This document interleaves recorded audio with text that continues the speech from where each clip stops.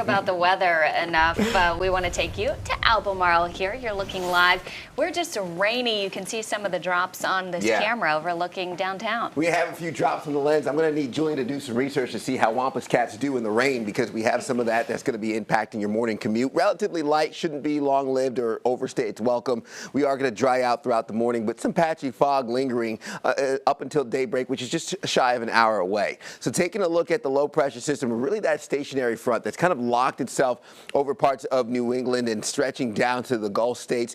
That's giving us some issues for parts of Dallas and Houston, also towards Austin, getting more of that freezing rain and the ice pushing back towards San Antonio and San Angelo. But that's what's going to give us some issues for parts of Texas. If you have any friends, family, interests in that area, likely going to have some impacts in terms of the logistics and travel for today. Taking a look closer to home in terms of the showers, because we're on the warm side of the stationary front, and that's just giving us more in the way of rain, and as we get more moisture pushing into the Carolinas, we'll continue to get the rain overnight heading into your Thursday. I'm calling for an early morning rain chance of about maybe 5:45 to 6 a.m.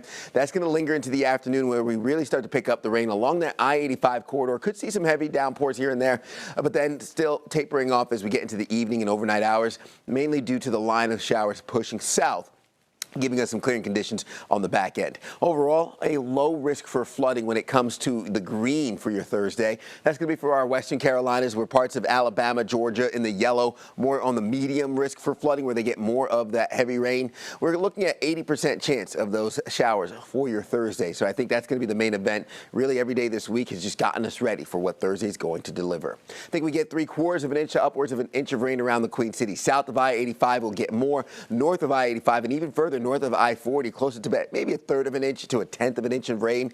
Temperatures right now in the mid to upper 50s around the Queen City, upper 30s to low 40s for our mountain counties, but we only get cooler from here on out. So temperatures peaking in the 40s and 50s, but I think we'll hold on to those 40s for the most part. Zooming out, that blast of cold has stretched all the way down through parts of Texas. Dallas and Houston only limited to the 30s and 40s, and that blast of cold will continue and impact the Carolinas as we head into the weekend. Saturday morning starting off in the low 20s with our mountain counties in the teens. We'll rebound, getting back to above normal by early next week. Monday and Tuesday bringing the upper 50s and low 60s back at some of those rain chances heading into Thursday.